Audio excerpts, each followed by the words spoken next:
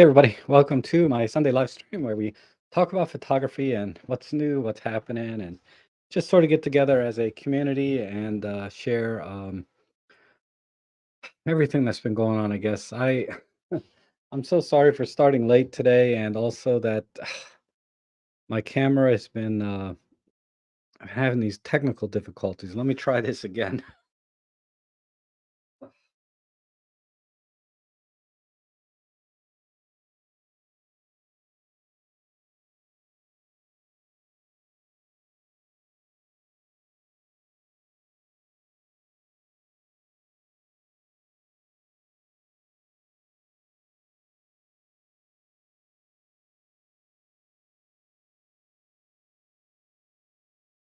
All right, I hope it stays on now.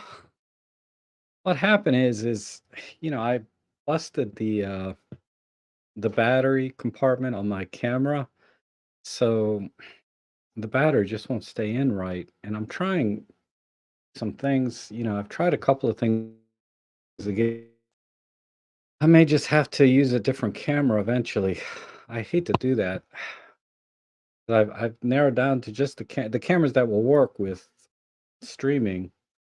I'm down to just a couple that I would even think about using. Because the other cameras I use, like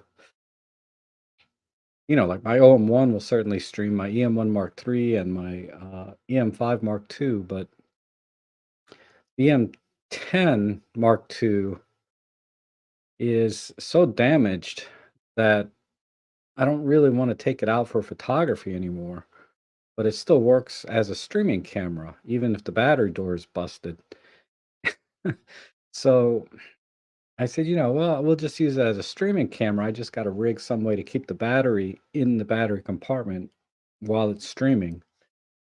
And so anyway, that's what's been happening. I couldn't solve the problem this morning, so I delayed the stream an hour, and then once I got everything running, it's like suddenly my computer wouldn't wouldn't recognize the camera. So I had to reboot the computer and just one thing after another. You'd think after a while that this would be pretty straightforward, but it never is. There's always technical difficulties. Um Anywho, let me arrange my screens back. Okay. See who's here, and then we'll talk about a couple of things. David. Oh, hey, David. Hope you're feeling better. David broke his arm last week. Hope you're doing well. And SA, good to see you. And Calvin, oh, that's a new name, maybe. My memory's not what it used to be. GB, good to see you. Ken Cox from Northern Ireland. Wow. And Peter from Denmark. I sometimes I forget how everyone is from around the world. And here in my studio, it's pitch black again. Hold on. I'm gonna do one more thing. I can jam a coin or something in there with it. Let's see.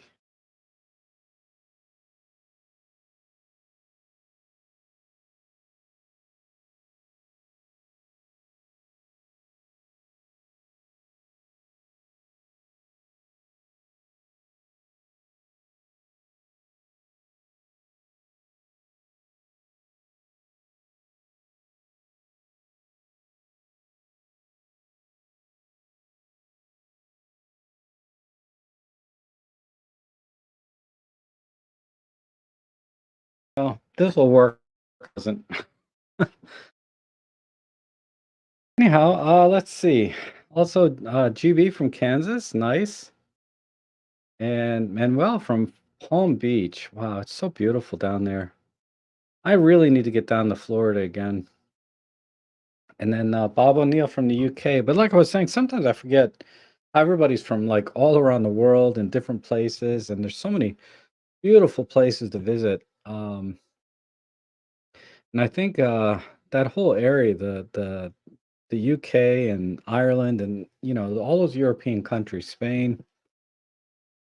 There's such beautiful landscapes and beautiful cities and towns. and they're very, very photogenic, and I really envy you guys for that. I mean, we have a lot of our own sort of signature places to go here in the US.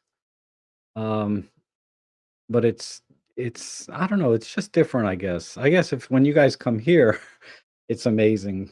But then when I go there, it feels like it's amazing. Not that I've ever been there. I've actually never been to Europe, come to think of it. I think I passed through Germany one time on my way to like East Asia type countries, but um, after I traveled, and this was back in I think 1999. That's the last time I was on a plane, come to think of it. Maybe even before that. I think it was actually yeah, somewhere in 1999 was one of the last times I got on a plane.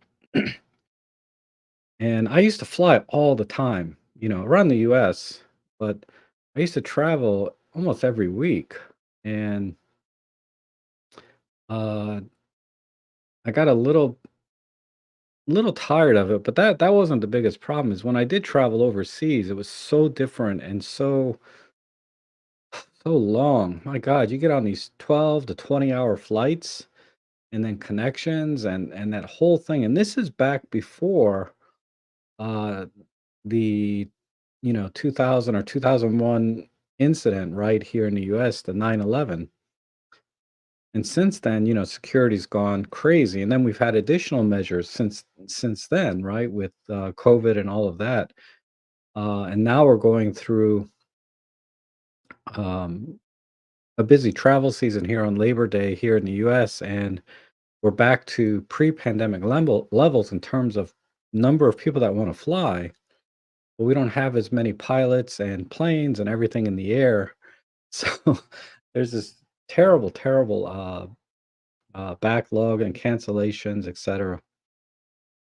But it wasn't like that when I traveled back in '99 and before. I mean, I could arrive at the airport, you know, 15 minutes before the flight and run from the parking lot, run straight through the gates, and there's the little baggage thing with the X-ray, and I'd be on the plane, and I could get there 15 minutes before the flight was going to take off, and you just can't do that anymore. So I don't know. Do you guys remember traveling like that? I don't know how many of you've been traveling a long time. And man, I used to travel so much. I burned out. I would burn those little roller bags with the wheels. I literally burned off the wheels off several of those bags from running from the parking lot out to down the sidewalks and then into the airport. So I don't mind flying so much. It's just the travel part itself that really and I've had many opportunities. I have one now to go to Peru. I was invited, and I would have boarding and everything set up and food. I wouldn't have to worry about anything once I got there, right? Everything's taken care of. And I just refused to go. Um, I just don't want to travel. I mean, I'm semi tempted, but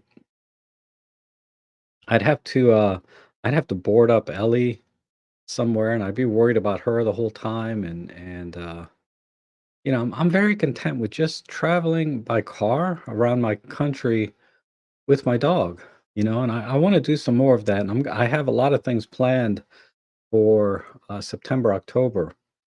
Well, not a lot, a couple of things, right? I'm going to go to Shenandoah and try and do a camping trip with Ellie uh, in October. And this month, this month I thought I had something, but I have a couple of things set up next month, and then I'm going to go up to Pennsylvania and meet up with Ben over at the Narrowband channel. And we're going to try and do maybe a collaboration on astrophotography because he moved to a new location where he has very, very dark skies.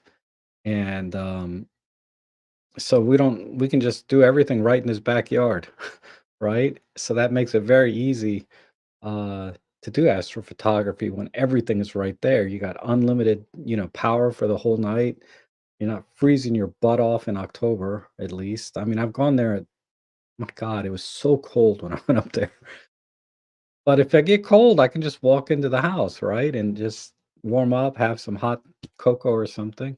But we're gonna do that, so there'll be a little collaboration, I believe, in October, to do some hardcore astrophotography, and I'm gonna approach it from a beginner's point of view, which I practically am. I've only done it a few times, right, using a tracker and using software to process the images. So what I'm thinking is we will try to show you how to set up all the gear in the field. The gear meaning, what, and I'll show you what I'm using: tripod, camera, lens, and settings and all of that, and then also using a tracker, and then processing the images, the stages of processing, because you can't just take pictures of the sky. You have to take darks and neutrals and lights, um, and then process those in software. And there's a couple of different methods to do that. And he has a software he's been using recently. I forget what it's called. That he's getting much better results, and then also taught the benefits of using micro four thirds for astrophotography. And because there's definitely some significant benefits for micro four thirds in astrophotography that doesn't get talked about much, right? Everyone thinks about full frame for doing astro, but we're talking about when you talk about those kinds of images, typically people are doing, single shots, right? Like 20, 30-second exposures to capture the night sky. And granted, yeah, in those kind of time frames, the image quality uh is excellent, right? Because you have low noise, you have good light gathering ability, um, and all the benefits that full frame will give you, right? Over a smaller sensor. But when you start taking 60, 100, 200 images, um, that gap is negated quite a bit, all things being equal. But things are not equal. The Micro Four Thirds sensor has some advantages when you start doing that kind of photography that you just can't do with full frame. But I'll let Ben explain it better. So look for that in late October, maybe early November, something like that. He'll be able to explain it better. So we got to figure out how to split the video up for his channel and my channel, because my channel, I'm not going to go into that kind of detail. I'm just going to just go through the process or the mechanics of it, and then maybe Ben can do some of the same, but elaborate on each step why you do it this way, right? And what the advantages are. Um, so I think that'll be a really nice collaboration and really useful for people that are interested in astrophotography, because gear wise, it's not that difficult. You probably have the camera and lens already that you need to do this kind of photography. All you need to do is get a tracker, and they run 300-400 bucks. And once you get a tracker, and $300-400 is not much really when you talk about doing photography anymore, unfortunately. Um, but I think it's definitely worth investing in if you want to get into astrophotography, and hopefully the videos that we do will uh, sort of give you some inspiration, introduce you to a kind of photography that many people don't do. It's not, and the rewards are amazing. When you're able to look at something that you can't see with your naked eye, but capture that with your camera, um, your rewards go up exponentially, because a lot of times in photography, right, you see something with your own eyes, and then when after you take a picture of it, you're like, ugh, that didn't come out like I was expecting, right? It was better looking at it in real life than it was in the picture you took. But with astrophotography, if you do everything right, uh, it's exponentially better with a camera. The image will be. So that's the exciting part, and you'll discover things that you've never seen before, ever. You know, unless you're into astronomy or astrophotography already, or interested in it and been researching it. There's certainly, the Webb telescope has really been doing some amazing imagery. Um, and but you can achieve, I think, really amazing results just from the land, right? Just from our little planet here. And it's amazing when you think about how insignificant in terms of size the Earth is, uh, relative to uh, the universe, and the scale is just unimaginable. The scale of the universe compared to our little planet. So there's a certain fascination too in that respect, for me, right? And I think many of you might enjoy it as well. Just the fascination of realizing when you start getting into it how far away things are in reality. And then when you put that when you can take a picture of something that far away, and then you realize that in the scheme of things, it's virtually right in front of us, because in scale, what we take a picture of with our cameras is just only this far away versus almost infinity. So I'm excited about that. Um, and for those of you that don't know Ben, he has a channel here on YouTube called the Narrow Band, and he uses a lot of Micro Four Thirds cameras, specifically Olympus, but also astrophotography cameras that are based on Micro Four Thirds sensors that we find in our cameras. More specialized gear. Of course, he's hardcore, right? He's doing it for life, astrophotography. Whereas, I'll probably never be more than just an average hobbyist, doing it time to time when I can get away from the city lights. Okay, so there's that, and then in Shenandoah, I haven't taken Ellie camping there yet, like overnight, but I plan to do it mid-October if I can. And it's been, gosh, about probably, what is it, 2022. I don't think I've actually been camping since 2016. So 6 years. Uh, Come to think of it, that's why I stopped camping, is because my last dog passed away and I got Ellie, but Ellie is not camping friendly. And she is a free bird, man. She will run, and I'll never see her again if she ever gets loose. Whereas my previous dog, I mean, I'm always on leash. I never let them off leash. Um, but Riley, if he did get off leash, I know for a fact he won't run because I've taken him off leash very rarely. But, for example, like I'm walking from my back door to my car, he's off leash. And he would just follow me over, wait, get in the car, and we'd go. Ellie, no frickin' way. As soon as she gets on the other side of that gate, if there's no leash on her, she is gone. She is exploring, right? She always comes back. She used to get away, not from me, but from my uncle, because he just wasn't able to keep up with her when he was going in and out of the backyard. She would dart out the gate.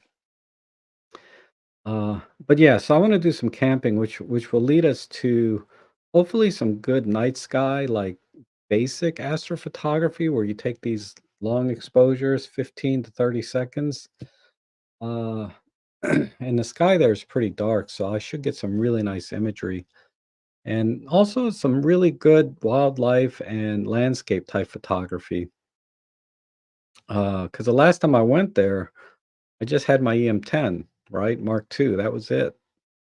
And I was just getting into using Micro Four Thirds. I really didn't know exactly what it could do, but I'm certainly very very aware now what it's capable of, and my skill set is a little better than it was 6 years ago. It's not leaps and bounds better, but my skill set's improved, particularly with the using Micro Four Thirds. But actually, I can show you one image. Um,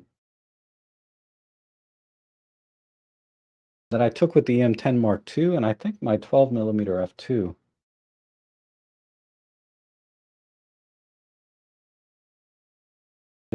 50, my file explorer comes up. Yeah, there it is. I might just post these on my Instagram or Flickr so you can look at them again. Yeah, here's a couple. Was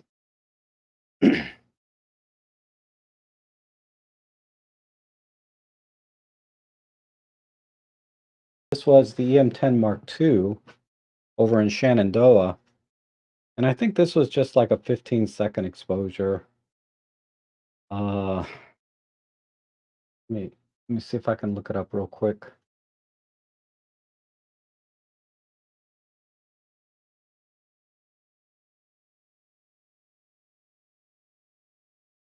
It was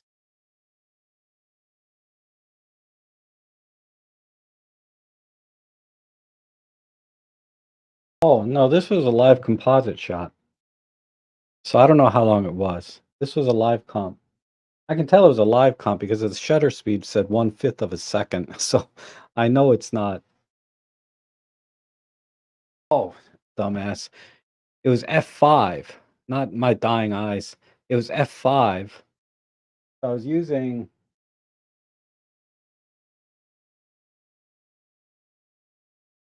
what lens is this?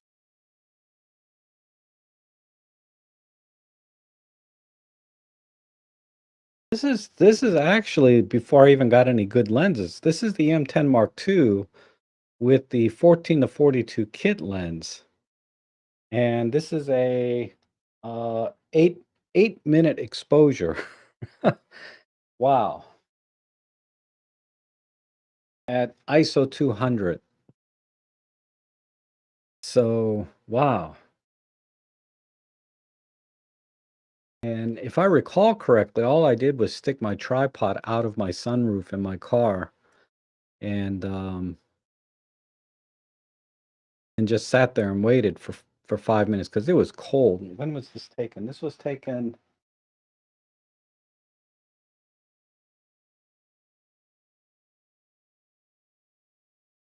Ah, yeah. Okay, so this wasn't too far.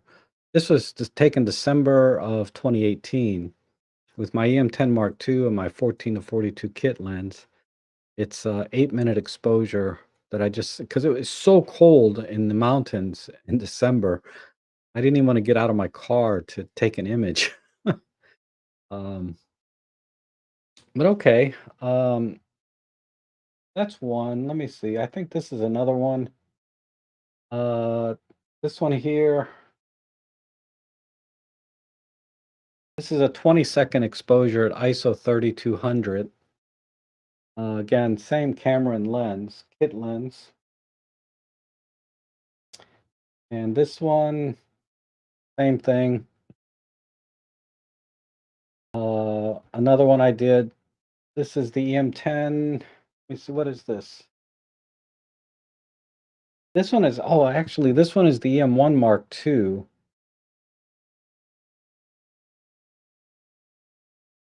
And this is with the 7 to 14 millimeter f4 for 30 seconds at ISO 400.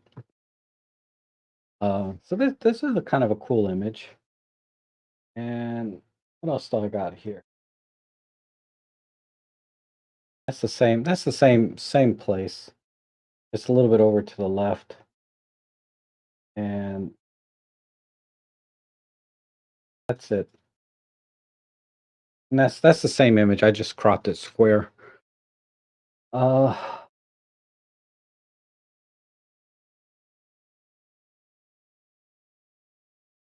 yes, I was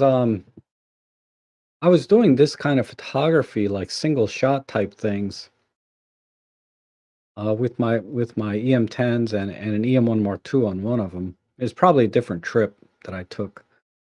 Uh, but the Shenandoah, it's only a couple hours for me, but that's really the one of the few places I can go to that the sky is dark enough for me to do this kind of photography. And right here in my own neighborhood, I can't see any stars hardly. I could probably count them on one hand. I mean, it's not that bad, but when I look up, it's not until like almost midnight before it's dark enough that you can see enough stars. Uh, and the Starry Sky AF just doesn't work here at all.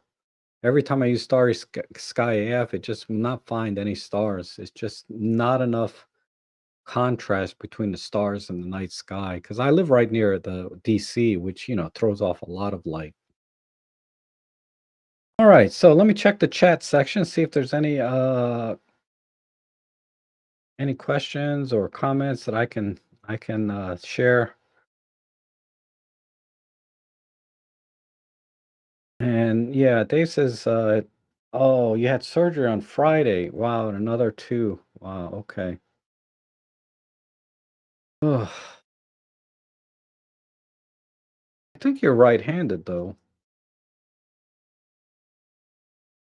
I can't remember. I usually notice when people are left-handed or right-handed when I'm with them, but then I forget later.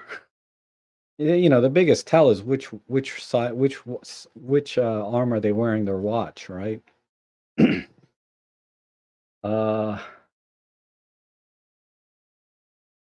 and GB knows what I'm talking about. Business travel is exhausting. Spent 10 years flying almost every weekend. Yeah, I didn't do it for 10 years. I did it for like maybe 3 or 4 years. But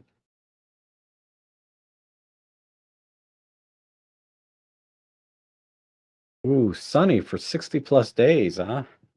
That's awesome. What's really good about sunny days consistently is if it doesn't rain. I mean, it's you don't want to be in a drought situation, but you don't have to cut the grass as often. That's so we haven't had rain here really. We had a little sprinkle the other day, but we haven't had rain here in almost 10 days. And the grass has barely grown an inch, you know.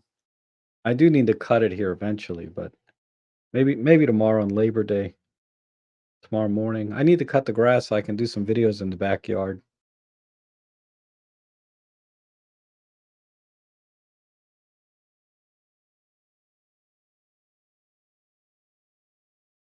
And I used MSN Move Shoot Move with really good success. Yeah, some people do it that way. Where you just make adjustments to the your camera. You don't use a tracker. You just do it yourself by hand, right? It can be done that way, but using a tracker definitely will get you better results overall if everything's set up right. And Darko says, I got the 12 millimeter f2 lens for Fuji, which would be awesome for Astro, but I just hate the bugs in the summer and the super cold in the winter. Yeah.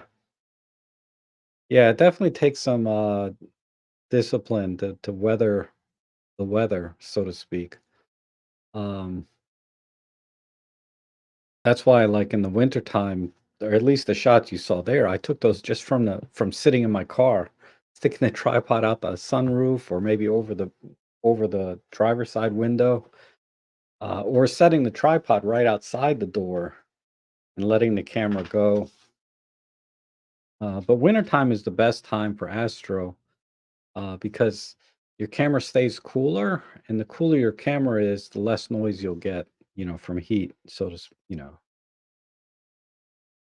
And Thomas Keel, good to see you from Sweden. And Darko says, had a question. Do you use a Wacom tablet for editing ever? As I'm trying to learn the ergos for that device, but finding a mouse better. Um, I never use my tablet for editing. I have a Huion tablet. Huion. I don't know how to pronounce it, but I have one of those tablets with a pen, and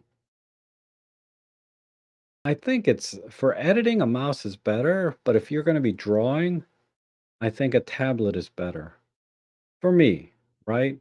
I think for drawing, definitely using a pen is more natural and and you can and I get it. You can use pen, I know you have brushes and things in Photoshop for editing. But yeah, I'm kinda on your side with that. I'd rather use my mouse for editing rather than, a tablet because with a mouse, you can zoom in into an area and just edit a very small area because you can punch in, and then you punch back out and do bigger areas, like if you wanna do gradients, but if you wanna do brushing, you can zoom in and out. And I my work the ergonomics, the workflow of that is much easier because, we have muscle memory in our hand for the mouse, right, after all these years. Um, but the TUI on tablet, I use it mostly for my instructional type teaching videos. So you've probably seen a couple of videos where I use a tablet. And yeah, I certainly can't like start writing numbers and drawing lines that easily with a mouse. It's much easier with a pen. So for instructional type videos and when I do my Zoom, my live instructional classes, I use the tablet for that a lot too. But for photo editing, no, a mouse, definitely.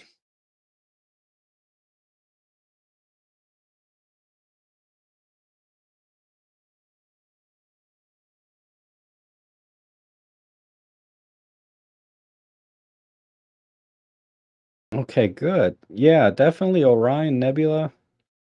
Yeah, Ben has a lot of shots of that, and he gets better every time. Do you like DL Hewley? I have no idea who that is or what that is. I don't know if that's a piece of gear or if that's a person. It's a new name for me. Sorry. And hey, Serge, good to see you. Yes, the Starry Sky AF. If you're in a dark sky, is awesome.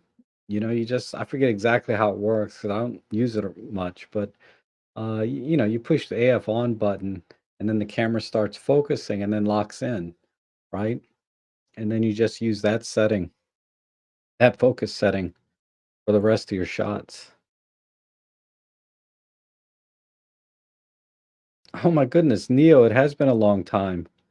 I remember you used to do a lot of the photo editing streams I used to do. And you always had really, really interesting colors in your photos. You were really good at that. Good to see you back. And let's say good to see you. And Serge says, I'm thinking of buying a Peak Design capture for my Olympus OME M1 Mark II, but was wondering if with the L bracket it will fit. I don't know.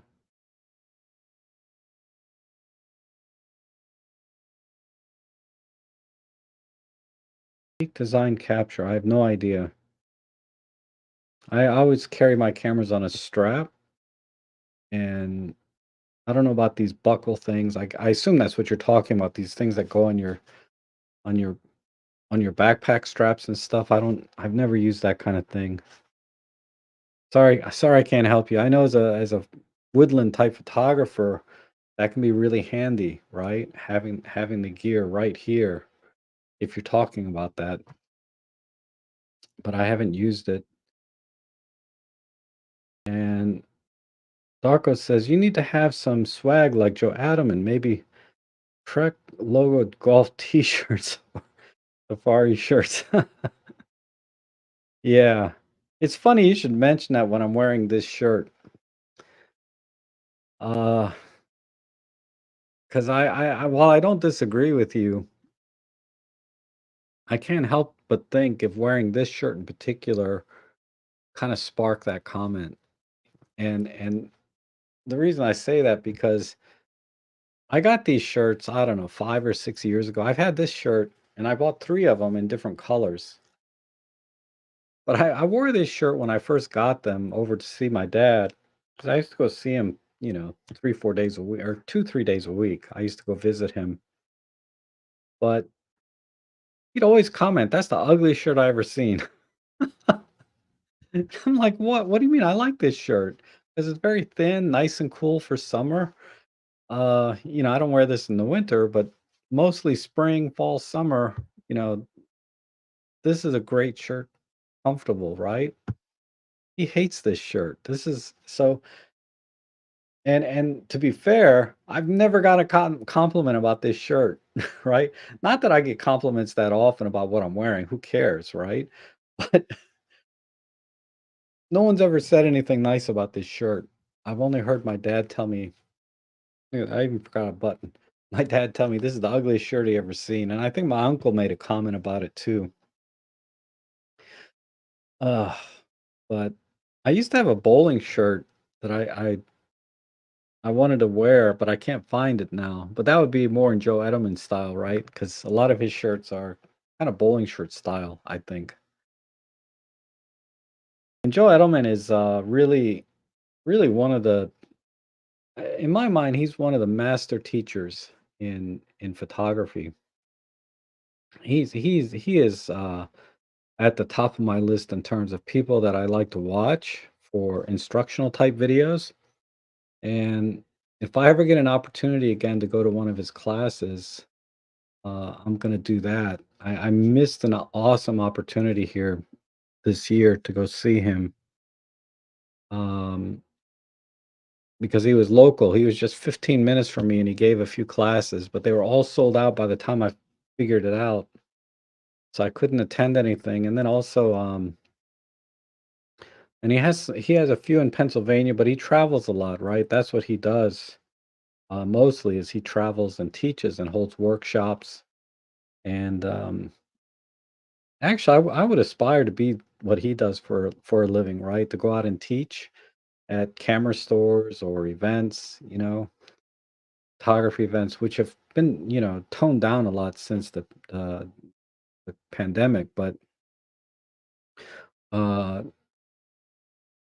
I did a class yesterday that, was a live I just did a workshop for the photo club for free. I don't charge anything for my workshops.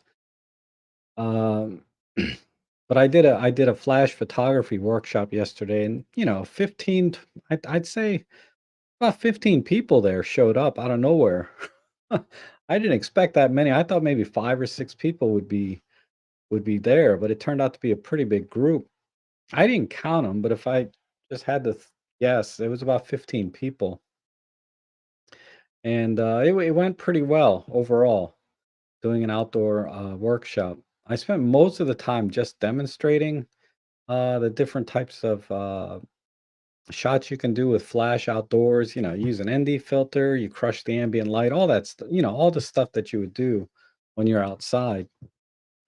Um, and that went pretty well, I think. I mean, the feedback so far has been 100%, like, people really enjoyed it, but I think only 5 or 6 people responded, to the in terms of feedback. Um, but I do enjoy teaching, like, in person a lot, and most times I do a pretty good job, at least from my perspective from teaching. I feel like I was able to teach, uh, whatever the concept was I wanted, and people understood it. I have talked about 1 or 2 times when I was doing online Zoom classes where I didn't get too many questions, and that's always a sort of a red flag for me when I'm teaching something and I'm not getting any questions.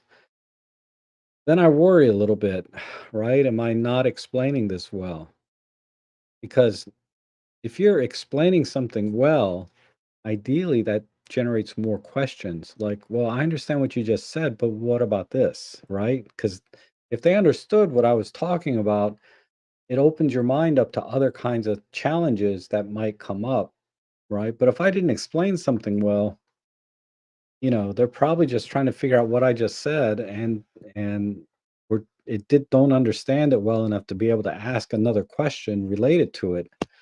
So teaching online, my online teaching is not quite as strong as being in person, and I'm much more gregarious in person, right? I'm making jokes, I'm smiling more. Unlike online, like here, I have to constantly think about smiling like I am now. It just doesn't come natural because I'm not looking at a person's face, right? Uh, but I try. I try. Um, yeah, the 14 to 42. I mean, Olympus lenses. I mean, most lenses nowadays, modern lenses, whether it's a kit lens or basic consumer lens, they're pretty good. They're pretty good overall, not just the 14 to 42. Um, I know in the older days, the film days, in particular, man, kit lenses were just notoriously bad. I mean, they were just so bad. But now it seems like they've kind of got I don't know what it is, if it's the design of the lenses, the pro or the manufacturing of the lenses, what's improved significantly over that time. Um, Maybe it's a combination of the camera design and the lens design, because now the cameras can automatically correct defects in lenses that they couldn't do in the past, right? Particularly with film, you couldn't digitally correct things in camera where there were defects in the lenses. So they are much better now. And I'm going to be actually looking at this lens. I'll give you a sneak peek. This is actually for a Fujifilm, but I'm going to try and make a video this week on this lens. And this is an 85 millimeter f2.8 macro lens, and it gives a true one-to-one reproduction, and it also has a tilt functionality.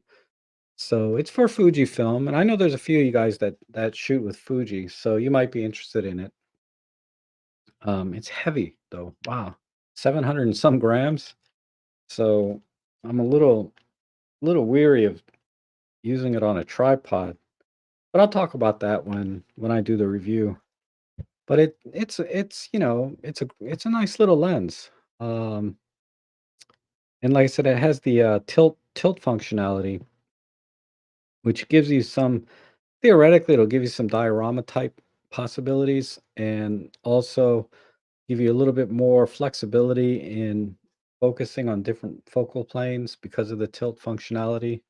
But usually when you have a tilt functionality, it's for diorama effects, and wide angle lenses are better for that than these telephoto types, because this is like 100 and something equivalent telephoto lens, right? On an APS-C sensor. So the diorama effect is minimized unless you can get pretty far away. You know what I mean? But I'll talk about that more when I do the review. And let's see. Oh, thank you, Darko. Wow. I really appreciate that. Oh man, I would love to get some bagels. Um, but wow, I really appreciate that.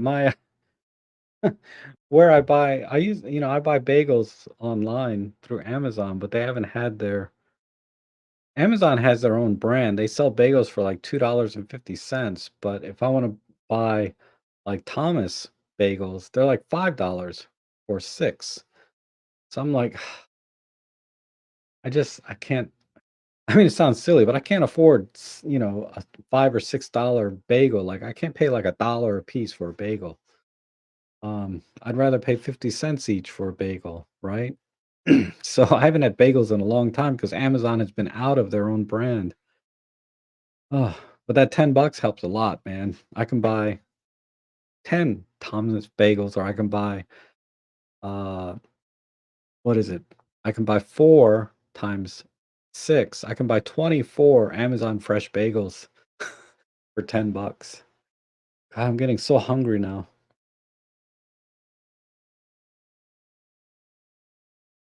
And George says my EVF has started flickering when I focus lock and shoot. Ooh,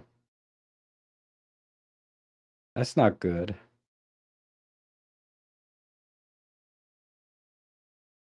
The only thing I can think of is, I mean, obviously there's something wrong electronically, but I don't know. I can't think of any kind of fix or setting that would help with that. Maybe just kinda tap it with a hammer. No, I'm just kidding. But it reminds me like when in the old days when our TVs used to kinda flicker and lose signal, you just kinda hit the side a little bit and then it would clear up. But don't do that to your camera. Cameras are much more delicate.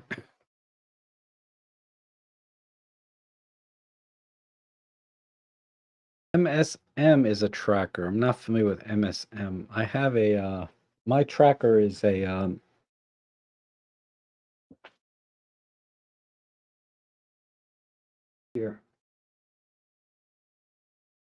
This has some Wi-Fi functionality too, but this is a Skywatcher Star Adventurer 2i. I guess the I means it's wireless. But I can run it on 4 AA batteries, which, um, they'll last all night, generally speaking, but it's best to use a constant power supply here through the USB port, so you get consistent, motor speed and all of that. Uh, but yeah, this is a pretty awesome. It still looks brand new. I've only used it like 3 or 4 times, and I've only gotten good images out of it maybe twice, not because of the tracker, but because of me, right? But that's a very popular tracker, and it's inexpensive, and it's perfect for Micro Four Thirds, because it won't Micro Four Thirds is relatively a small camera, so it'll work well on that. And Randy's here. Good to see you. MoveShootMove.com. That's interesting. Um, wow, thank you, George. Thank you so much. I really appreciate it. Um, you guys are so generous. And like I said, every little bit helps me so much. Um, I was a little worried this week I might be losing a client. And the way it works, I guess, like in a lot of businesses, you get like 80% of your business from just one or two clients, and then the rest of the 20% of your income is from everyone else. And one of my 80 percenters is, it's nothing to do with my quality of work, but I think they might be closing uh, or moving, right? I don't know what the case is, but it worried me a little bit. I'll have to talk to them a little more later and see what's really going on. But that's going to be painful if that's the case. Ah, I don't think it is. I think they're just moving and they're staying in the area, and that'll be fine. But if they're moving out of the area or closing. I doubt they're closing. But if they're moving out of the area, that would be pretty painful for me. Let's see. And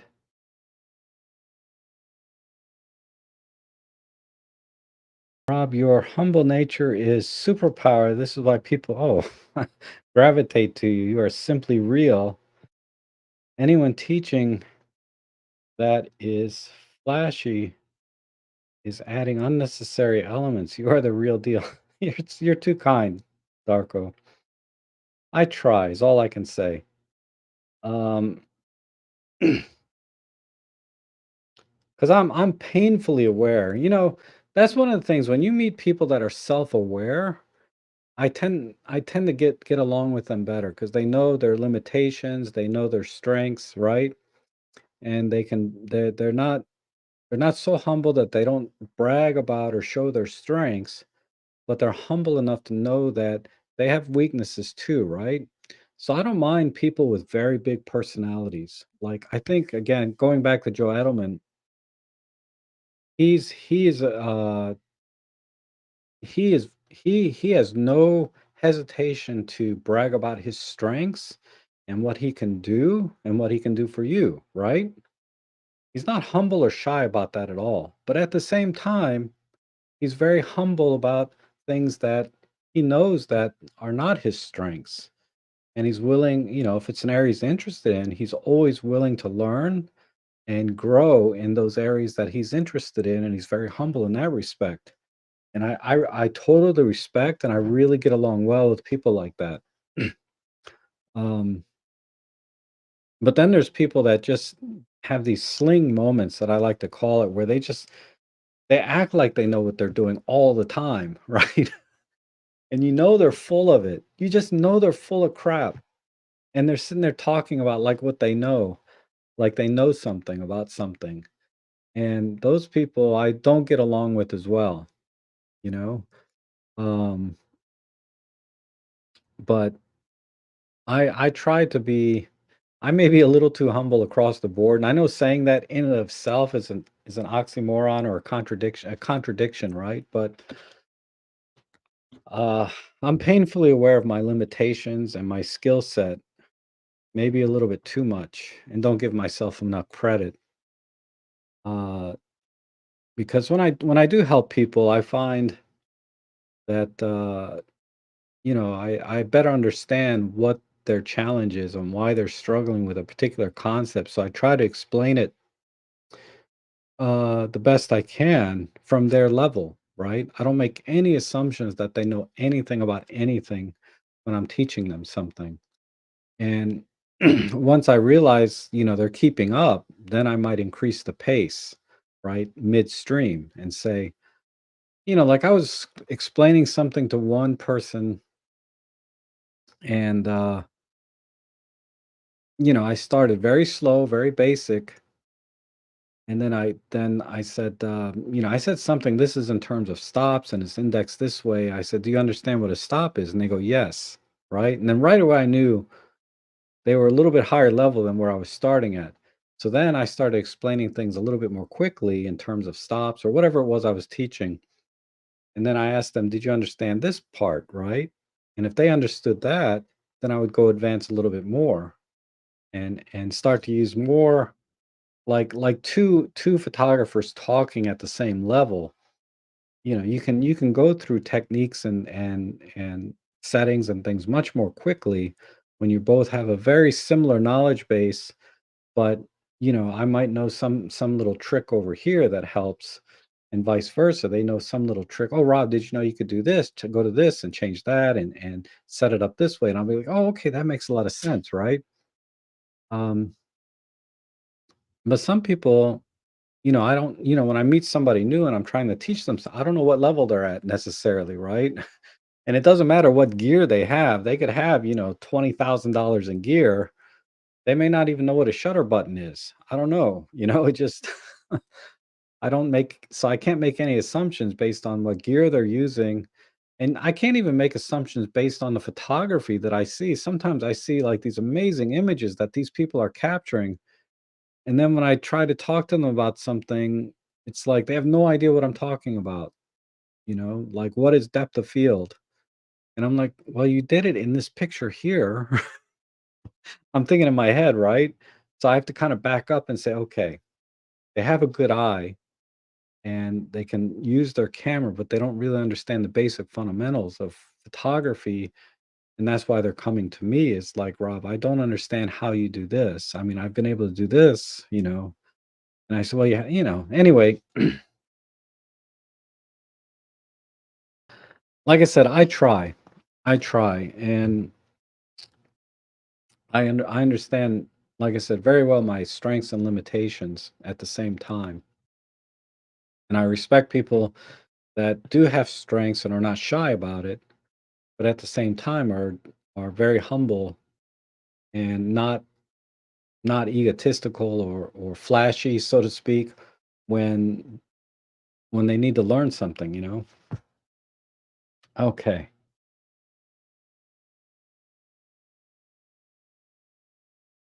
And did I ever? I did not. Wow, you've you remember that I talked about that image a long time ago. I've never printed it. Um,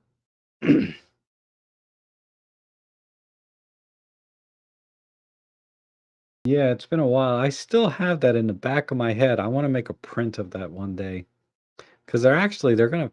It's been bought out and it's definitely gonna be torn down, so it'll be gone forever here soon. But um, No, I never did. I should do that one day. One of these days I will. My well, I just have so many other when I think about printing pictures, I think about in the context of where am I gonna put this in my house?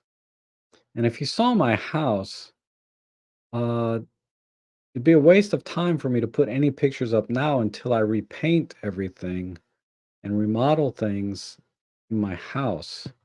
And that's my problem right now is I don't have really anywhere to put it that would make any sense. It would just be a waste of time. And I've been putting it off a long time, but my house needs to be repainted, the interior, because it's just peeling off. The paint's peeling off and cracking everywhere. And I look like I live in a rundown house, but it needs to be repainted. And I'm struggling what color. And if you've known me a long time, you know it took me 2 years to repaint my bedroom. And I slept literally on the sofa for almost 2 years because I didn't wanna put a bed in my bedroom until I painted it, um,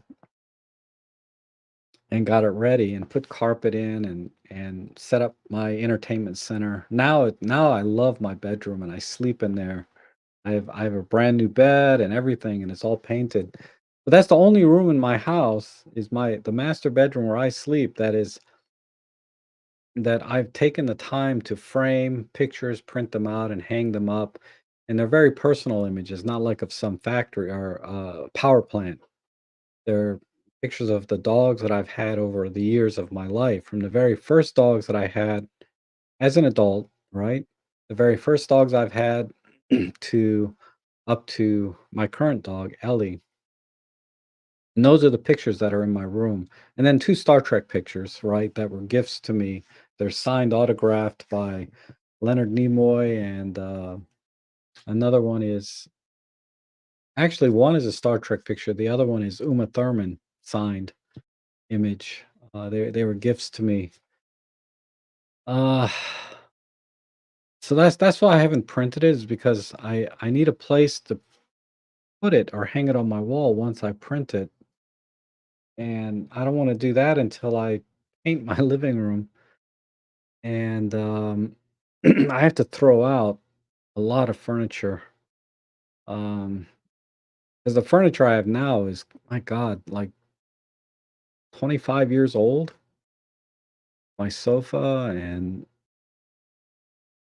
I mean, it's made its rounds because it was given to me by my sister when she lived forever ago. Before she had kids, she had this furniture, and her kids are in college now, right? So this furniture is really old, and I need to get rid of that. I need to buy new furniture and then paint. Anyway, that's enough about my personal life, but that's why I haven't printed it, is I just don't have a good place to hang it yet. 'Cause it's, furniture and all that, it's just yeah, it's expensive. And Peter says, "Looking forward to the macro review, Rob. Just got the Fujinon 15 to 45 lens for my XE3 and trying to make a small, easy carry kit." Okay. This is not a small, easy carry kit lens, though, this 85. The 85 that I'm testing out is 700 and some grams. It probably weighs twice as much as your camera. Um, it's a very specialized lens, being a macro lens, number one, but it could make an interesting portrait lens as well. So I'm going to do some portraits with it, self portraits, because I don't have a model. I'll do some self portraits and then I'll do some macro photography, and then I'll do some tilt macro photography, and then some tilt uh, diorama type photography if I can find some elevation. Because right around where I live, there's not many things that are that high up that I can get into, right? I can't just walk in any building, go to the top floor, and take a picture down. Um, And most of the buildings in this area are only a couple of stories anyway because of all the airports. So I'd have to drive out a little bit, maybe Tyson's Corner where they have some really tall buildings. Find maybe a restaurant that has a rooftop type, uh, has a rooftop restaurant that's outside while it's still warm that I can take pictures from. But anyhow, yeah, I'll definitely do that. Definitely gonna do that review.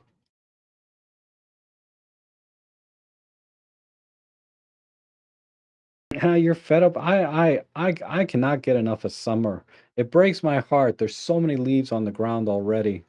I mean, it's supposed to be like 89 degrees here today, which is, a little warm, but I don't mind it. I am I am just I dread the winter so much that I tolerate the heat because I think about how hot it is and I'm suffering, but then I think about how cold it can be and I'm like, this is not bad at all. I much prefer the heat over the cold. And people argue with me, "Well, you can always bundle up and wear more stuff, when it's cold," and I'm like, "Yeah, but if you're carrying all this camera gear and then you're all bundled up, how do at least I'm just not a winter person, so when I get a chance to move further south, I will."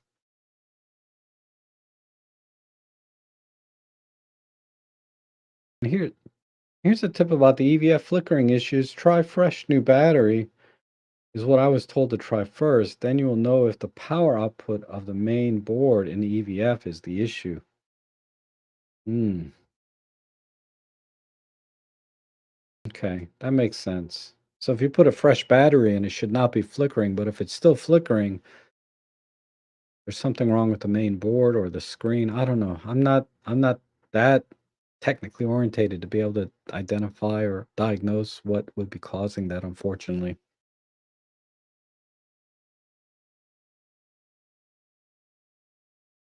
I know on my EM5 Mark III, I had the main board changed under warranty because it was overheating, basically, which caused the flickering. So see if your camera feels warm or unusually warm, or if it happens when it gets warm, if that's what's causing the flickering, because that's what was causing come to think of it, that's what was causing the flickering of mine is the board was overheating and causing the flickering.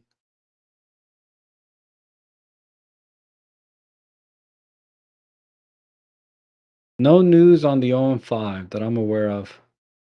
Like I said, I look at the same sites like 43 Rumors to get any rumors about anything, and I haven't seen anything recently. I haven't checked for a few days, but they're supposed to announce something this month, though, is what I hear. So we'll see. Your guess is as good as mine. Marsha's here. Hi, from Florida. Ah, you continue to sizzle and no rain, huh? I yeah. Ah,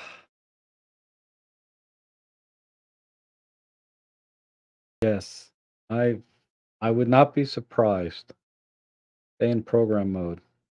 At least I'll have the best program mode ever, right? At $20,000, and probably take the best images you can on program mode. But that would be an interesting challenge, right? Is take like a really expensive camera, put it on program mode, and then give somebody a really cheap camera that has manual mode and have these two people go out, right? And take the same pictures and see if you can if somebody in manual mode can take a better, more creative image using full manual on a cheap camera versus program mode on an expensive camera.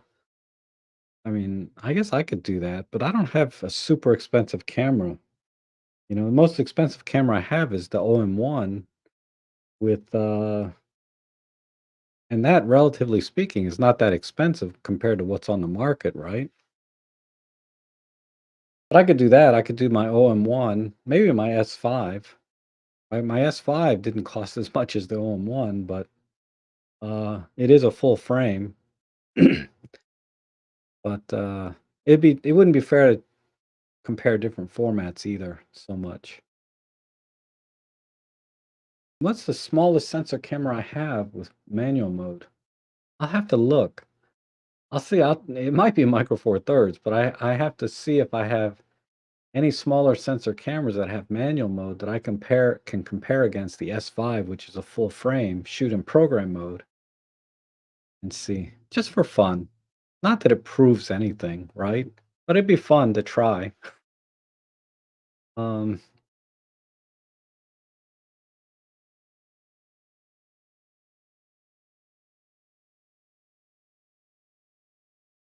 and then Margot said, I watched your Coxpal A11T dash cam review and am tempted to get one. Is it okay for older cars though? I have a 90s uh, car, I guess, of some kind. Does it consume a lot of power and might it deplete the car battery? Now, the only way it would deplete the car battery is if you use the parking function, where you would have to buy a separate adapter kit that keeps the camera on while the car is parked. And when it's in that mode, it only takes a picture every minute. That said, I can see where it would drain the battery. Probably not on a new battery, a brand new battery, right? But if you've got a couple of years on your battery, uh, there's a risk, in my opinion, of any kind of devices draining your battery. And because, for example, my Jeep does not have. I have a dash cam. I have an old dash cam in that one, but it doesn't use the parking function. All that's on is the alarm system when it's parked.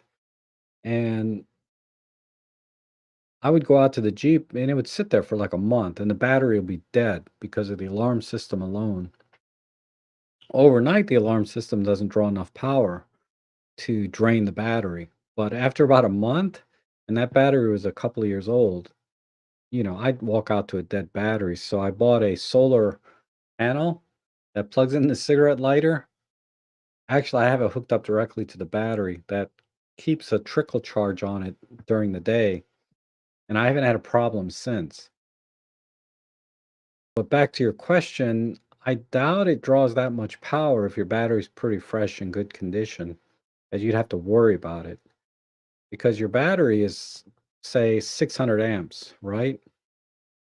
And that camera, when it's on full power, draws about 1 amp. So in theory, you could go 600 hours before it drains the battery. So if you just go one night, 8 to 12 hours, even at full power drawing 1 amp, you're gonna be able to go about a month without worrying about it. Just doing simple numbers, but older, once the battery gets a couple of years old, it might crank 600 amps for a very short time, but then it drops quite quickly. And particularly the the lead acid type batteries where you add water or some of them are sealed, those batteries are not designed for sustained power draw. So even though it's a 600 amp battery, it's not going to last 600 hours on a 1 amp draw. It probably lasts about half that because they're not designed that way. They're designed for very short bursts at 600 amps and then recharging, right? God, this is a long answer to a simple question. I wouldn't worry about it if your battery's pretty new, but I wouldn't do it uh, if your battery's got a few years on it. And I would say that's true for any car, regardless of age. But the Cox Pal, as it comes, it does not come with the parking feature. You have to buy a separate adapter to run power to it when the car is off. Because what happens is when you turn the car off, the power to the dash cam is cut off. So it's not drawing anything. The dash cam has a little capacitor in it that stores a charge to save all your files and everything and shut down properly, even though you cut the power to it. So you don't have to worry about that. Um, and it doesn't have its own battery that charges. It just uses this little capacitor uh, to maintain a charge long enough for it to save the files and shut down. So it doesn't draw any power when the car is off, and you'll be perfectly fine. So I don't worry about power draw at all with the Cox palette that I'm using because I don't have the parking kit. But if you get the parking kit, yeah, you might want to think about it. Uh, I doubt it draws that much power, but I know that my Jeep, after about a month, if I didn't put that solar panel trickle charge thing in it, the alarm system in the Jeep itself draws enough power to drain it. And that has a huge battery, like a 850 amp battery in it. And it's dead after about a month. Okay, long answer to an easy question, right? Short answer is no, it's not going to drain anything unless you get the parking kit. Marsh said, if I slept on a sofa for 2 years, you'd find me in traction. Yeah. Um,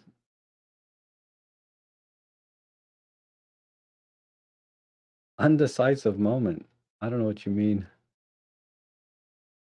I don't know what you mean, Darko. Okay.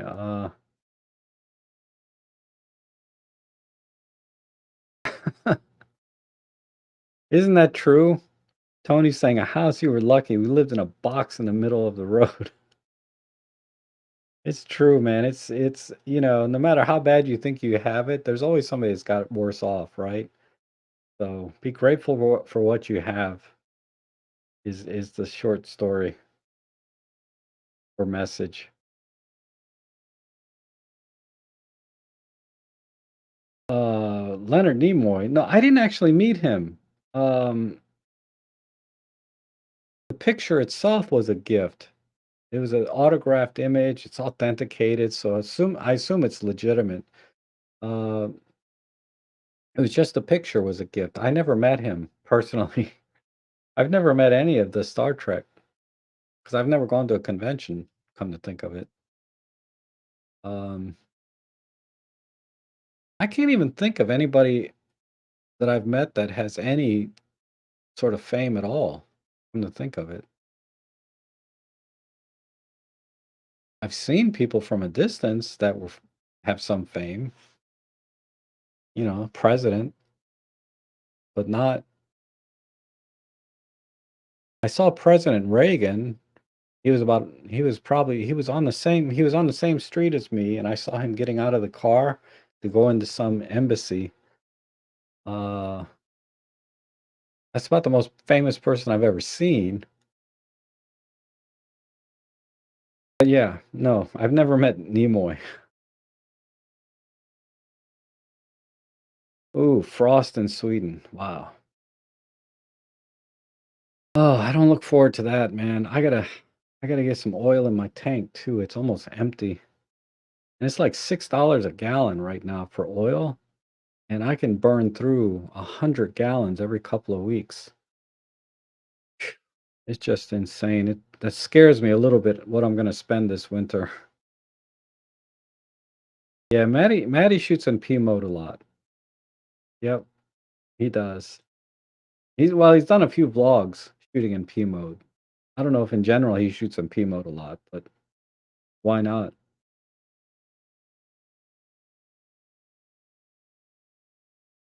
And do program versus manual in some extremes. Yeah. Yeah, it would have to be, right? Because for normal daylight street shots like Maddie does, program mode and manual mode, there won't be too much difference. I suppose there could be. If you get really I'm not the most creative person, but you could get really creative even in normal daytime shots shooting manual. But it's really where manual shines is in long exposure type things where the light meter has no idea what you're trying to do because program mode is based off the light meter and some assumptions about the kind of picture you're going to take. Whereas in manual mode, you make all those decisions. And when you take the light meter out of the equation, program mode has no idea what to do. Like in astrophotography or night low light type photography, when the light meter is clueless, right? What's going on? That's when program mode struggles and manual mode really has an advantage. Well, the photographer will have an advantage that understands how to control things, right? Um, Oops, wrong button.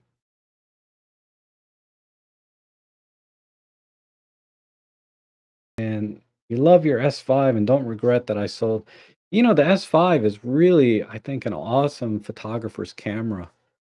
Um, and when I bought the 50 millimeter f1.8, I love that lens.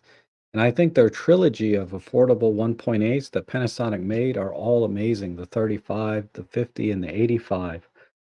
Those three lenses are really, really sharp. I'm content with just the 50. I don't have the 35 or the 85. And the kit lens that comes with it, if you got it, the 20 to 60 is really an amazing lens in of itself and gives you a nice wide angle at 20 millimeters.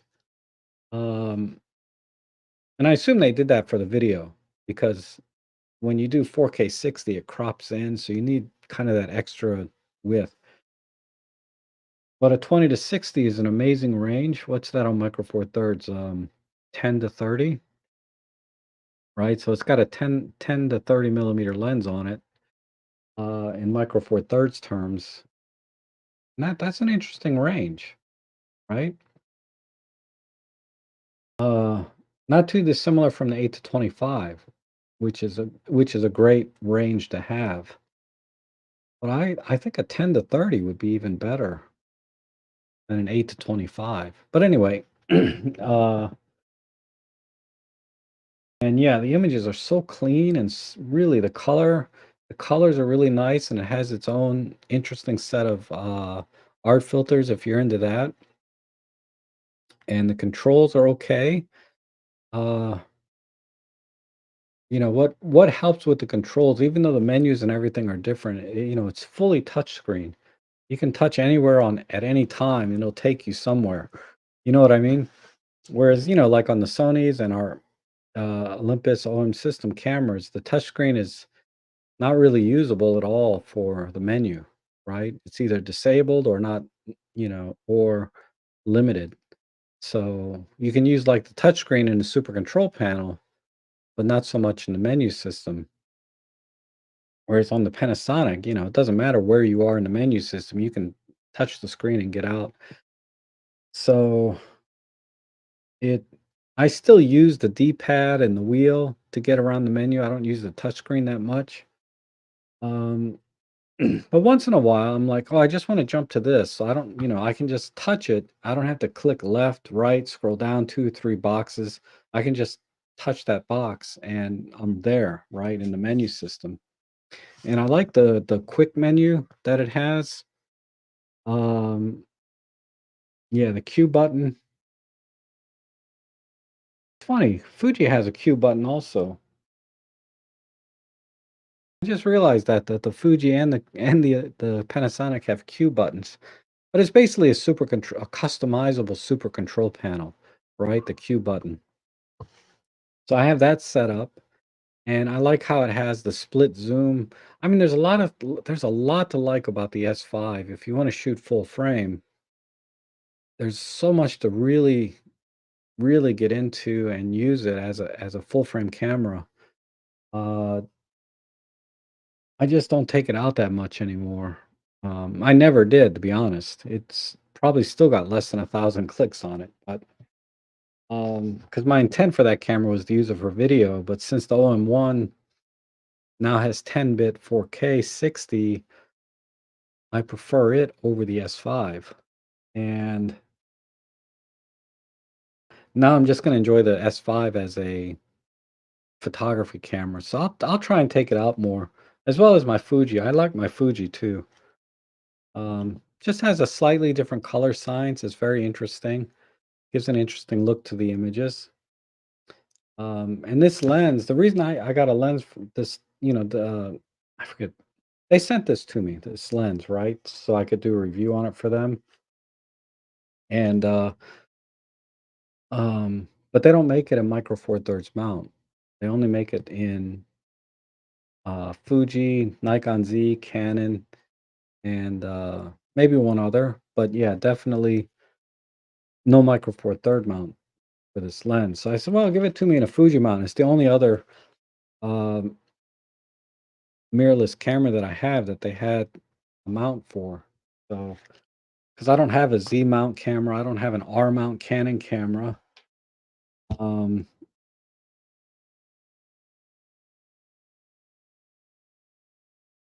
what else? Yeah, those are the 2 main mirrorless mounts I don't have. I mean, I have a Nikon F mount, which I like, and I have great lenses for that, but no desire to get a Canon R mount or Nikon Z mount at this point, because I think the L mount glass that you can get for the S5 is, amazing for the price point, the 1.8s. I'm so impressed with that lens. And and of course, you can buy the Leica L mounts, money no object. You can buy the really nice Leica lenses for the L mount. They're like 5, 6 grand, but they are nice, right? Really sharp. And not only sharp, but free of any, aberrations and all the defects that you can find in lens design. They're amazing. They're polished. So they have very smooth bokeh. And one day, right? I'm gonna have a Leica something one day. I don't have any real Leica things. I don't have like a real like, Panasonic has Leica glass, but that's not the same as, a Summilux, right?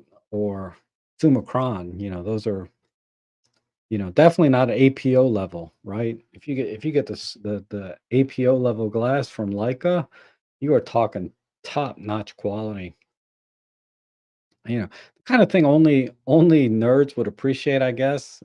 And people say there's this Leica look to their images, but you can do that with your Panasonic S5 L mount, right? Because you can buy L mount Leica glass, and that's really appealing.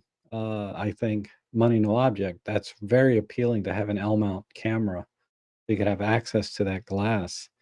Because you think about the SL2 is what, like a $10,000 camera, but you can get an S5 for less than 2,000. Um, so you could buy an S5 with a Leica Summicron, whatever, APO lens, and for the price of just an SL2 body alone, right?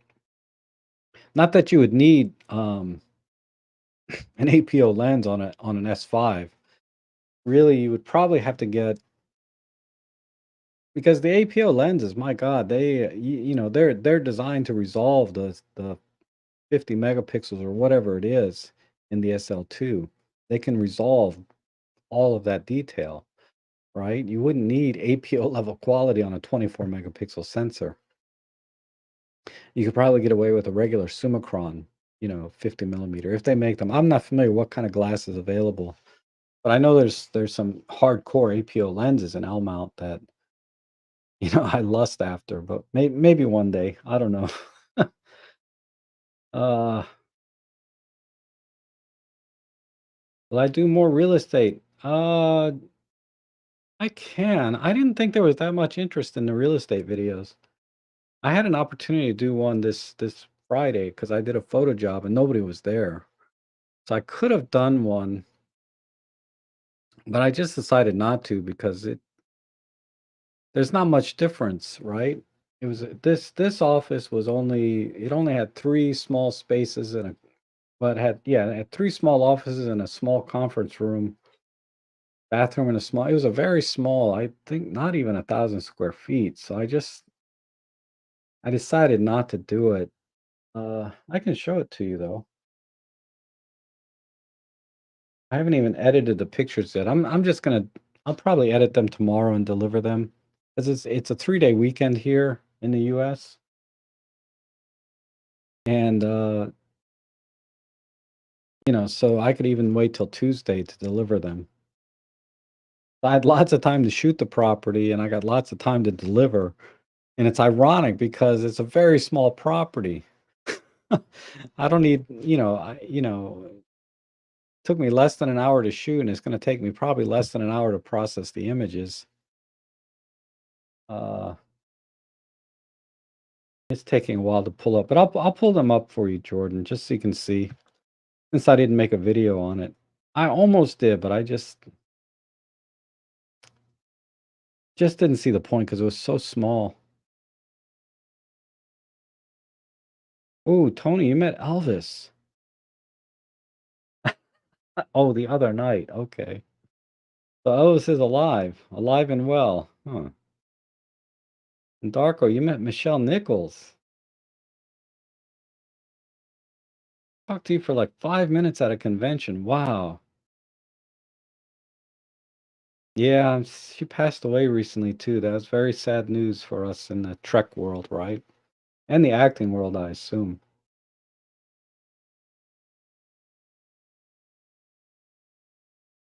And P mode, I think, is a bit underrated, but just about as easy to shoot as A or S. Yeah. I mean, because P mode, you can do program shift. You can still dial in exposure comp, so you still have some minimal control over your the creativity or look of your image. But it'd be interesting to show a comparison. Like I'm doing this in P mode, but here's what I can do if I do it in manual mode, right?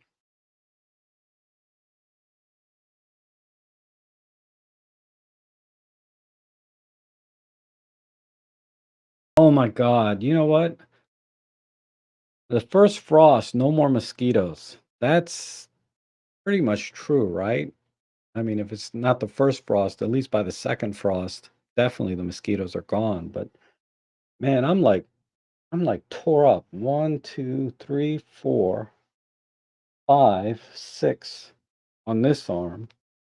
And then one, two, three. I mean, I can't go outside for more than 10 minutes and not get eaten alive. And so what I do now is before I go into my own backyard, is I light up all these citronella candles for about 30 minutes before I go out. And that mitigates it to some extent where I'm not just swatting them constantly, when I'm outside. I was outside the other day and this one is brand new, these two. That no, that one's been there a while. But yeah, mosquitoes are a freaking nightmare. Yeah, Lauren is a legend in his own mind, that's for sure. Lauren does great work though. He's very consistent, right?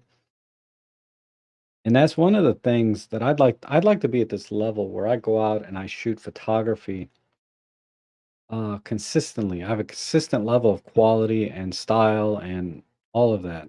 And I'm just not there yet. But Lauren is definitely there. Very, very consistent with his images, meaning consistently very good.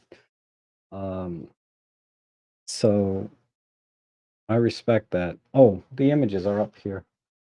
Uh, yeah, so these are the images I did. Um, how to make this bigger. Well, this information is kind of useful actually. So, typical, right? I I do bracketed shots, and then I do a couple flash shots, and then I blend. I haven't processed these yet. These are all unprocessed. I do different angles of the same room. So there's a very small conference room, and let's see. Yeah, that's the same conference room. There's the kitchen. You can see it's very, very small. Kitchenette is what they call it because there's no stove, right? And then down here is just the office spaces themselves. Oh, that's the utility room. Let me go in here. This is one of the office spaces. This is the flash shot. Um, very simple. Like I said, I need to process these because obviously I would crop this quite a bit. I always shoot wider than I need to, and then I end up cropping, maybe something like that. I always end up cropping the images because I shoot wider than I need to in case I need to do some hardcore perspective distortion. and things like that. So I could have shot this and framed it properly to begin with, but when I shoot, I just leave it at 7 millimeter focal length and then just go room to room and consistently shoot at that focal length. And then I just crop what I need to when I'm done. Um, but yeah, it's pretty straightforward. Just add, just adjust the lighting, add a little clarity. And like I said, this is just a flash shot. That's why the ceiling is like overexposed here and stuff. But this is easily corrected. It's mainly to get sort of the window and the colors right. But I don't know. I got some comments. Nobody cares about real estate photography, so that's partially why I didn't bother vlogging uh this particular property. Let me show you. This is the hallway, and then I'll show you the exterior. I usually do the exterior last. It depends. If the lighting is good and when I get there, I do the exteriors first. If the lighting's not good, I'll do the exteriors afterwards, uh, in case the lighting improved. 'Cause usually the lighting doesn't get any worse. It's either the same or it improves. And if it's worse, it might be a little bit worse. Uh, but here's typical. Here's the front of the building. And then here's a corner shot so you can see the parking lot. So with commercial properties, you want to show parking available, um, entrances, and access from the street. So I do a few shots around the building and in coming into the building. Uh, like here's a entrance shot, right?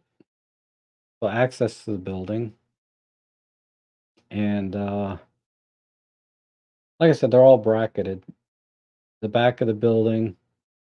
Again, this is mainly just to show more parking and access. Uh, this needs some hardcore correction. The reason it's so crooked is because I just hold the tripod over my head as high as I can. But I take several shots and then I pick the one that's most level and has good exposure. Uh, this is just a simple shot of the back entrance. And the reason I showed this one is because this is where the mailbox access is. So real estate or commercial basically it's product photography is all about information and conveying as much information as you can to a potential buyer. So those are the kind of shots I do. So that's that's a mini vlog I just did for you for that commercial property. Uh, but that one was actually not vacant, right? It was occupied. So I had to do a little bit of decluttering, which, is part of the job, I guess. Uh, because the tenants were not there. They were they were out of the office for the weekend, and so I took the liberty to declutter and move things around, and I put things back as best I can. But I told them, I'm going to declutter, so when you come back to your office, uh,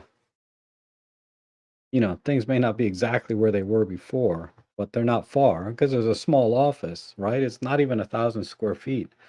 So how much do you have to look if I think the only thing I moved that was of any distance was some signs. They had some signs inside their office that were blocking the door, so I moved those signs into another office, but I didn't put them back by the door because it's blocking the entrance. Maybe they wanted to do that, but I was like, this doesn't make any sense. I After I moved the signs out of the front of the door, I just left them in the other office. And that office was being used for like storage and a workspace. It wasn't really an office where people sit down and make phone calls and do work. It was like a common area workspace where they just make copies or fax things, that kind of thing, right? Office supplies. So it was, and the other reason I didn't vlog this, come to think of it, was they might have been a little bit sensitive to it being public because it is occupied space. So I didn't ask them beforehand if I could vlog it. Vacant spaces and stuff, I don't care about vlogging because they're just empty spaces. And the video is going to be published because I do video work together, right? If I'm going to do a video for a property that's going to go onto YouTube, I also vlog it if I can. Not all the time, but if it's going to go into the public domain anyway, it's okay if I vlog it because then there's no privacy concerns really. And I always ask permission, but vacant properties, that go public, I don't worry about it.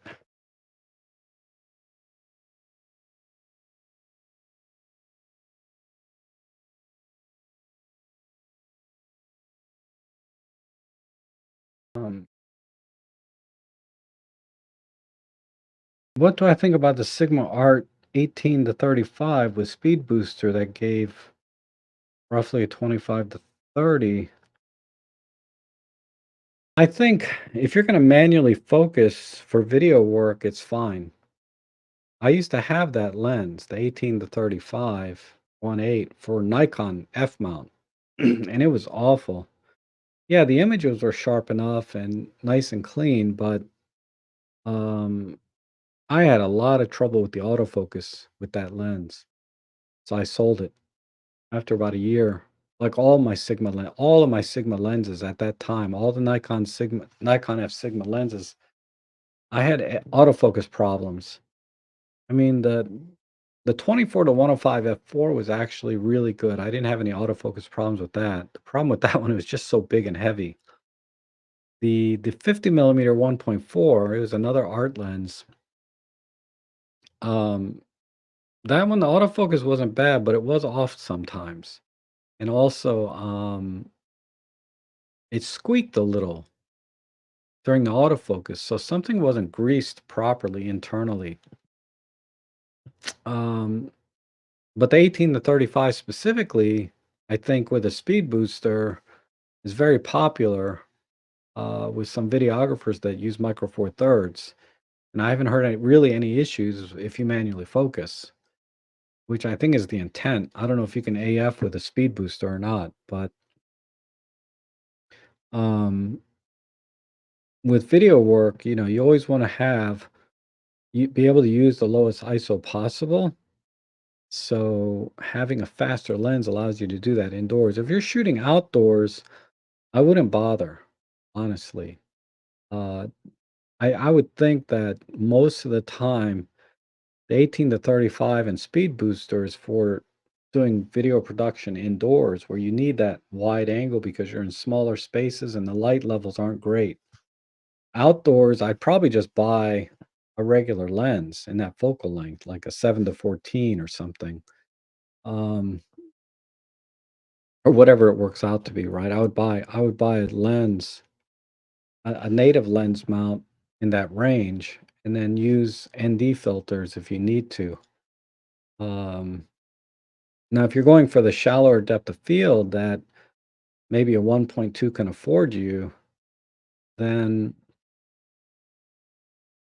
again, I'd probably buy a prime instead of using it that way. Because what did you say was a 25 to 50 f 1.2? Um, that could be interesting in terms of depth of field. If you want to get a shallower depth of field, that could be interesting.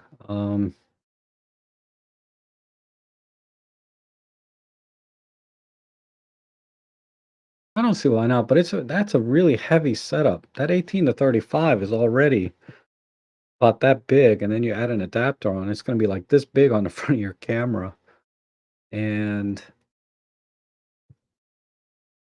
yeah, set up a rig. If you had it on a rig and everything, That's a lot of trade-off just to get that shallower depth of field if that's what you were going for. I think the biggest advantage is indoor low light, and you need that sort of wider angle on the 25 end. Uh, maybe, maybe in that respect, but not. I would think a speed booster, 25 to 50. The math doesn't seem right to me. I'm just going to assume you're right, though. I can't do the math in my head right now. But a speed booster usually knocks it down by 0.72. Let me do it real quick. Point 0.72 times 18 is at that 0.72 times 18 is 12 times 2.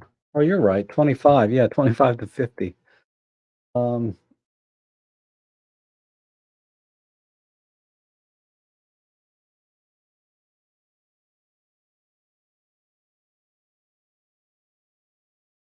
I don't know. That's a tough call. I'd almost rather have a prime, though I get the flexibility with using because you can get an 18 to 35 for what, 700 bucks and a speed booster for about 300, a good one. So you're looking at let's say $1,000 versus a 25 prime at 1.2 would be about 1,000, used. That's a tough call. I would be more tempted to stay with native primes unless you really need that zoom flexibility. Because the fastest zoom, the 18 to 35 would be it.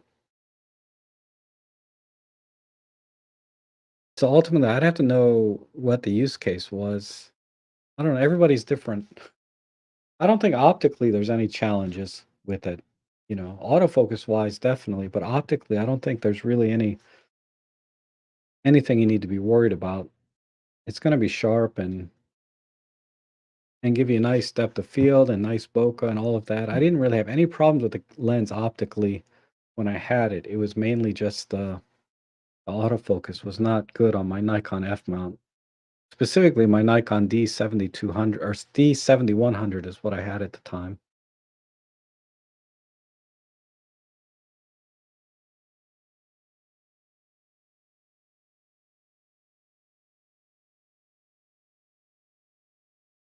Oh, okay, good.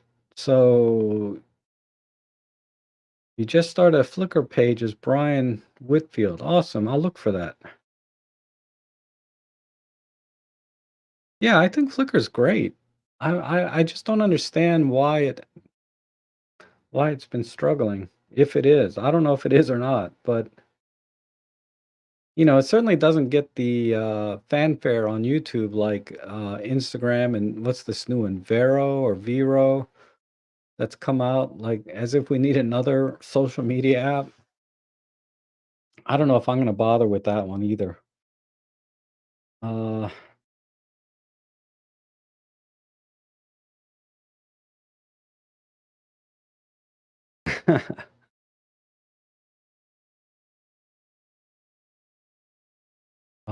let's see. Wow, some fan of the XZ1, Ali XZ1. Yeah, I think I have the XZ2, but the XZ1 I think the XZ1 has the old CCD sensor and not the CMOS sensor, so the colors and everything are a little bit different, right? That and the fact that it's a smaller, um, lower megapixel image too. I think it's only 8 megapixels. Yeah, it's a really, really nice little camera. I wish I had one. I think I have an XZ2 sitting in my dry cabinet somewhere. I should take that out. Yeah, it's a cool little camera. And okay, Darko, you have a good weekend.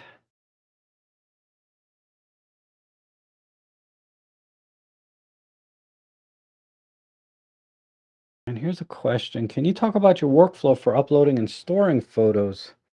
What cloud system do you use as your shots don't take up all your hard drive space. I don't use the cloud to store my photos, so I don't have a workflow for it. I just keep whatever on my hard drives. I don't use cloud storage. So let me just read that again. Can you talk about your workflow for uploading and storing photos? What cloud system do you use so your shoots don't take up all your hard drive space?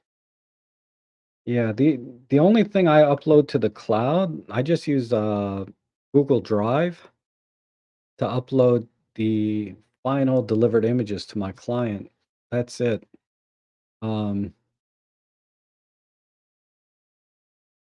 and then they're just 2 megapixel JPEGs, right? 1080 by 1920, whatever. They're very small JPEG images that I deliver to the client, so they don't take up any room on my drive at all. And for video, my videos I also upload to Google Drive, and that's the only reason I had to buy like the 100 gigabyte plan. It's like $2 or $3 a month for 100 gigs, and that's where I upload the videos because the videos are typically 6 to 10 gigs, right? So that because the was free space on Google Drive is like 15 or 17 gig. So videos took that up right away. So I bought the 100 gigabyte plan, and then after a few months or a year, I delete those images and videos off the my cloud, right? My 100 gigabyte storage.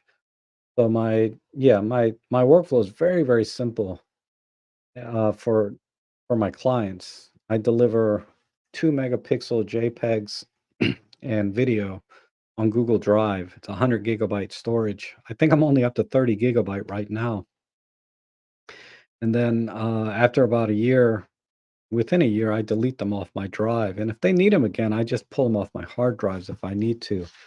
Now, my hard drive work storage is I have two hard drives for every image. So if I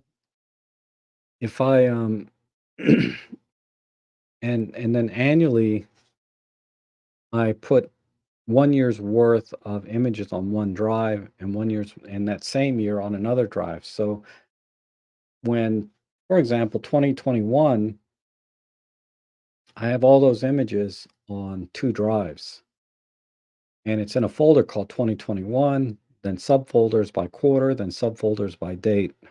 So I do everything chronologically and I just do double.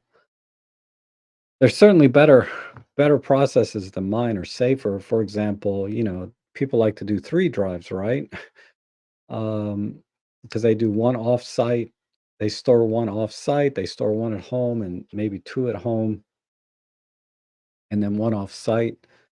So there's lots of ways to do things. But to be honest, I'm just at a point that I don't care about my images that much. That in the sense that if all my hard drives crash tomorrow, I would be a little sad, but I wouldn't be like lose depressed about it. I'd be like, well, they were just photos, nothing special. I don't have anything in my photography portfolio that I particularly think is great or worth saving or passing on to anybody. Um, because I have Flickr, which has most of my family photos, which are in private folders, but I have my Flickr account, which has all of my family photos that I'd ever want to keep. So that's kind of cloud storage, right? But they're just JPEGs. And so as long as I have Flickr, um, that's those are the only pictures I care about I put on the Flickr into private folders. And then I have double backups at home, but nothing off-site or in the cloud. So I'm not really, yeah, I'm not really a big cloud uploader guy.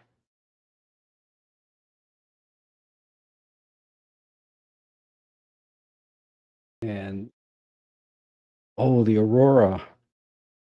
Yeah, a friend of mine's taking pictures of the aurora this weekend somewhere. I think they're going to Maine or they're going to Iceland. How could I confuse that? I wonder if she went. Yeah, that's cool. Uh, and there's Brian Whitfield's Flickr. Okay, cool. Red squirrels. I get it. Um, nice. Yeah, I'll check that out later.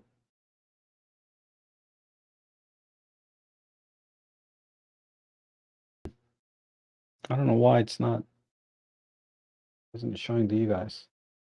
But of course, lots of nature photos, right? Birds and bugs. Cool. Let me just follow that real quick. All right.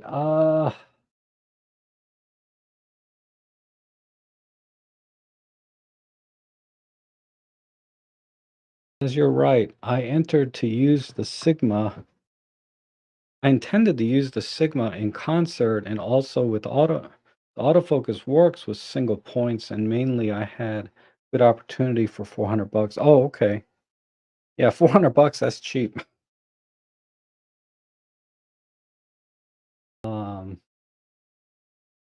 you're using it as I would if I were to get the same setup, that's how I would use it indoors in low light. Um, that's where it makes the most sense.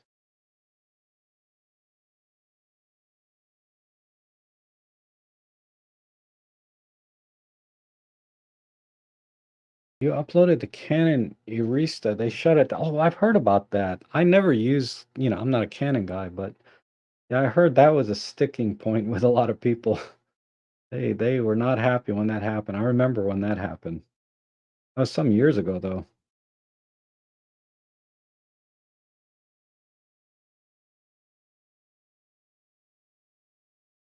And you already had the speed booster, so you're all set.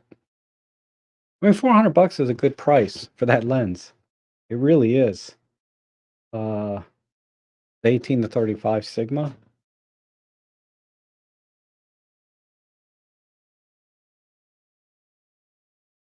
But okay, why don't we call it here? I want to thank everyone for joining me today. I really appreciate it. And thank you so much for the super chats and the donations and all the support you guys give me through likes and comments. It's what helps keep me going in this. I'm always excited to see your comments and respond to them best I can. But uh, it's always a lot of fun hanging out with everyone. So thanks for being here today with me, and I'll see you guys again next week. So have a good weekend. Happy Labor Day weekend. Um, it's been fun.